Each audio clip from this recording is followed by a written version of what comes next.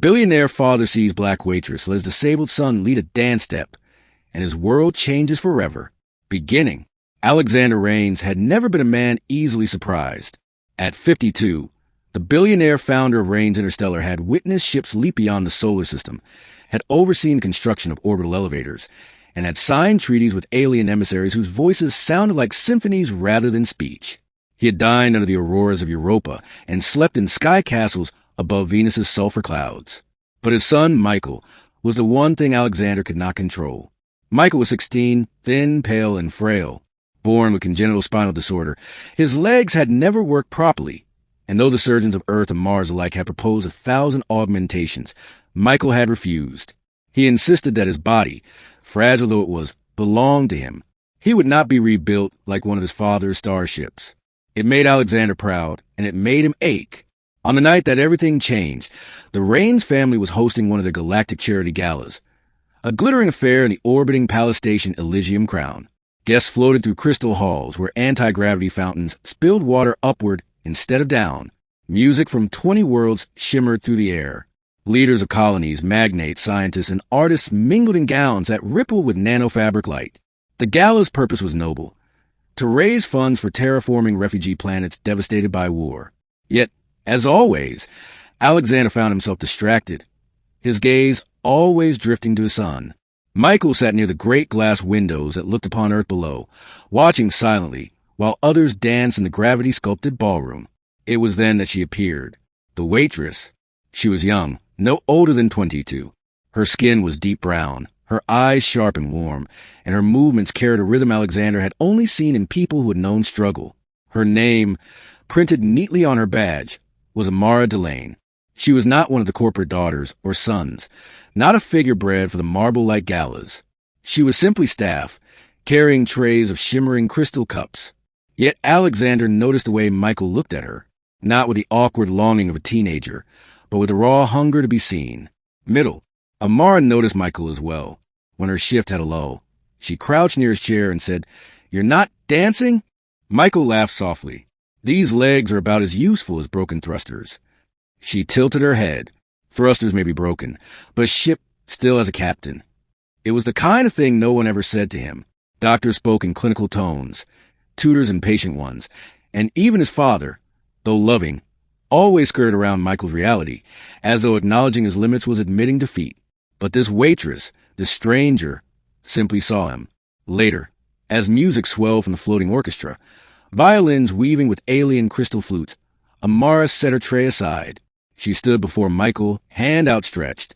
"Captain," she said with playful bow, "would you like to lead?" Michael blinked. His hands trembled. "I can't." "Yes, you can." And before he could argue, she placed her hand in his and guided his wheelchair onto the dance floor. At first, whispers rose like sparks.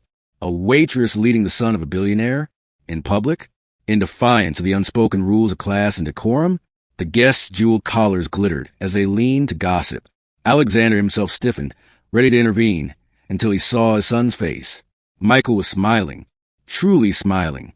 The orchestra adjusted seamlessly, shifting into a waltz. Amara moved with deliberate grace, twirling beside Michael, spinning his chair in rhythm. Then she stopped, placed his hands upon hers, and said, "Your move." And Michael, awkward, nervous, trembling, pushed his wheels forward. The chair glided. The crowd hushed. And for the first time in his life, Michael led a dance step. Alexander's heart clenched. It wasn't perfect. The turns were uneven. The timing was off. But it was his son, leading, commanding, laughing. And Amara followed, never correcting, never guiding, just letting him take the lead. The murmurs in the ballroom grew confused, then softened. Some guests clapped in rhythm. A Martian senator even raised his glass. The sight of a frail boy leading with dignity cut through the polished illusions of the wealthy. Alexander Rains, the man who had bent empires to his will, stood frozen, undone by a waitress and his son's laughter. The conflict, but perfection never lasts. A voice cut through the music. "This is inappropriate." The speaker was Julius Corvin, an old rival of Alexander's, and a magnate whose wealth came from cybernetic augmentations. He sneered across the floor. If the boy refuses proper medical assistance, why indulge his weakness with theater? This is a gala, not a pity show. Gasps rippled. The music faltered. Michael's hands froze on his wheels. His smile dimmed. Alexander's fists clenched. Rage boiled in him.